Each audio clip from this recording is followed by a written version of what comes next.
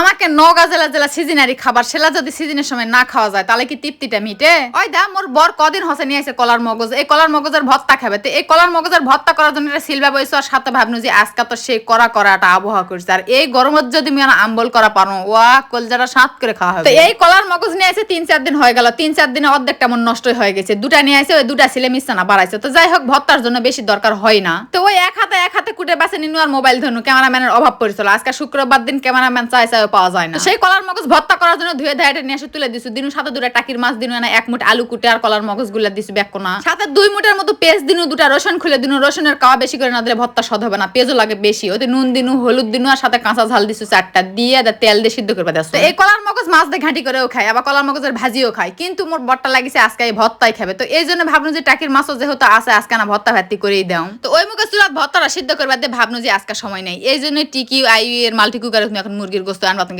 চলে আসি একদম তাড়াতাড়ি এবং বিদ্যুৎ সাশ্রয়ী একটা আন্দোলনের জিনিস এটা। তো এটা যেহেতু আছে আজকে, যেহেতু মোর তাড়াহুড়া ভাবনু যে এটাই বসে থেকে আন্দাবাড়ি করছো, ঘরত গেলে তাহলে উঠে আসে যাওয়া আসা করতে মোর সমস্যা হবে, এই জন্য এটা তুলে দাও এবং আমি আন্দাবাড়ি করো। এই তাড়াহুড়া করে 2 হাতে 2 জায়গা আন্দাবাড়ি চলছে মোর। ওই মুখে সিদ্ধ করবা দিয়ে আমি মুরগিটা একদম তেলানি করে তুলে দিনু, এখন হালকা করে ভাত দিনে তারপর কষবা লাগবে। তো এই টিকিউ আইউ এর মাল্টি কুকারটা নিছি আমি এই পেজ থেকে। তো যারা নিবা চাইবেন অবশ্যই এই পেজের মেসেঞ্জারে নক করবেন, আর ক্যাপশনে মোর পেজটা মেনশন দেওয়া থাকবে এবং কমেন্ট বক্সে সবকিছু ডিটেইলস দেওয়া থাকবে, সেখানে যোগাযোগ করলে সবাই পাই যাবেন। তো এই মুখে মোর ভর্তার পানি প্রায় মরে গেছে, আর মিশছে না পানিটা মারমে তলা না রসটা দেখা যাচ্ছে, এই রসটা যা না দেখা যায়। তো একবারে ভাজাও করবো না, বেশি ভাজা করলে আবার শক্ত হবে, অত শক্ত ভর্তা মুখ স্বাদ লাগে না। এই ভর্তা ভাতটি করতে করতে বেলা হয়ে গেছে, একবার ভাবনু যে না করবো না, আবার ভাবছো না এত গরম পড়ছে, এই গরমত ইনকারা আম্বল দিয়ে ভাত খেলে শরীরটা এমনি ঠান্ডা হয়ে যাবে। এই জন্য ওই মুখে তরকারি হতে হতে দৌড়া বাস চলে গেল 4টা আম পারবা, তোমাকে 4টা আম পারে নিয়ে আসে আমি এটা আম্বল করবা তুলে দাসো, কিন্তু এতগুলো আমের মোট দরকারই আসল না। তারপর নিয়ে চলে আসে, ওই যে চোখে আটে না, আর তার উপর তাড়াহুড়ার কাম কোনটা করতে কি করবো, আতঙ্কে যা পাচ্ছ তাই করে ফেলছো। আর ওই মুখে দেখো আমার মাল্টি কুকার কিন্তু বলক উঠেই চলে আসে। তো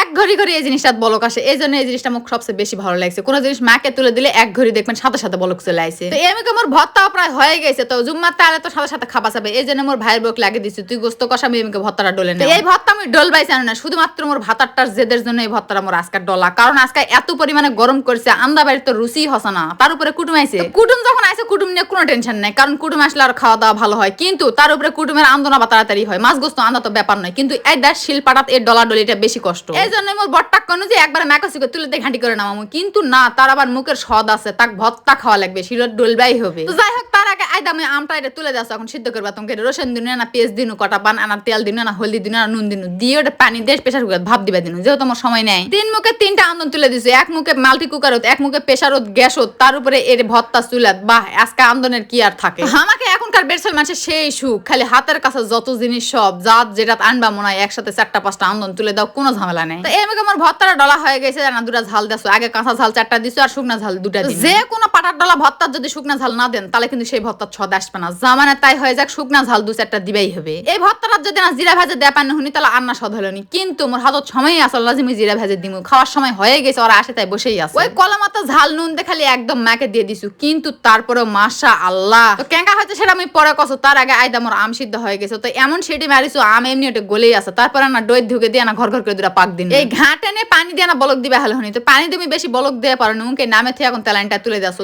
না শসা, এই শসা দিলে কিন্তু ডাল ভালো লাগবে না, আম্বল ভালো লাগবে। ওই সাথে না জিরা ছাড়া দিনু, আদা রসুন থেতলা করে দিছু, আর না ডাল মশলা দিছু, ডাল মশলা না হলে তো এই আম্বল স্বাদ লাগবে না। আর সাথে পয়সে শসা দিলে কিন্তু এই জিনিসগুলো হেভি স্বাদ আসে। তো এই আম্বলটা কিন্তু পাতলা করে করা লাগবে, বেশি টক হলে আবার কিন্তু খাওয়া যাবে না। তো আমরা নওগাঁ জেলার মানুষ ইয়া করে আম্বল আনতে খাই, এখন অন্য জেলার মানুষ খাইছে কিনা আমি জানো না। তো আয়দা দেখো মোর আন্দাবাড়ি হয়ে গেছে, ওই মুখে আম্বল, এই মুখে মুরগির গোস্ত, আর এই মুখে হলো যায় ভর্তা। ইনকারা গরম আবহাওয়াত আমের আম্বল সাথে কলার মগজের ভর্তা মুরগির গোস্ত বাদি দিনু, সেই সৎ পেটটা ভরে খাওয়া গেল।